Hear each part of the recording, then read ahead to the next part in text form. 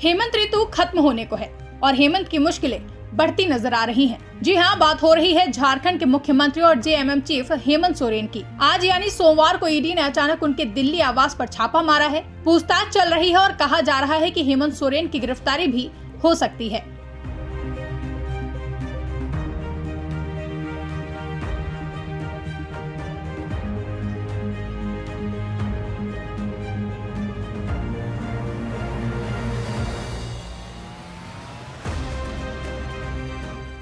जमीन घोटाले में झारखंड के सीएम हेमंत सोरेन से पूछताछ के लिए सोमवार की सुबह ईडी के अधिकारी उनके आवास पर पहुंच गए। ईडी के अचानक आवास पहुंचने के बाद हेमंत सोरेन की गिरफ्तारी की आशंका भी जताई जा रही है। हेमंत सोरेन शनिवार की रात रांची से अचानक दिल्ली रवाना हुए थे। वह पिछले 2 दिन से दिल्ली में ही है।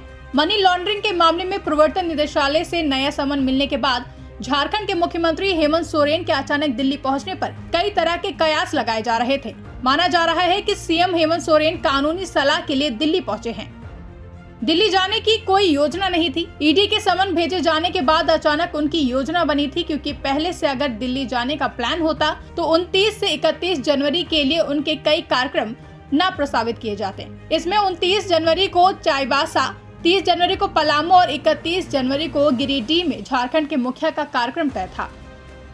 बता दें, इससे पहले ईडी ने सोरेन को समन भेजकर पूछा था कि क्या वह 29 या 31 जनवरी को पूछताछ के लिए उपलब्ध है, लेकिन सोरेन की ओर से कहा गया था कि बजट सत्र की व्यस्तता की वजह से वह अभी पूछताछ के लिए समय नहीं दे सकते हैं।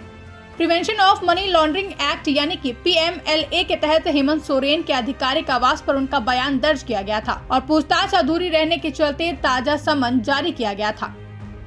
इससे पहले रविवार को समन के विरोध में झारखंड मुक्ति मोर्चा के कार्यकर्ताओं ने रांची में विरोध प्रदर्शन किया। सैकड़ों कार्यकर्ता रविवार को रांची, लातेहार, गुमला और लोहरदगा से राज्य की राजधानी में एकजुट हुए थे। प्रदर्शनकारियों ने आरोप लगाया कि राज्य में लोकतांत्रिक रूप से चुनी गई सरकार को अस्थिर करने के लिए केंद्र में सत्तारूढ़ बीजेपी द्वारा साजिश रची जा रही है और इसके लिए ईडी और सीबीआई जैसी केंद्रीय एजेंसियों का दुरुपयोग किया जा रहा है।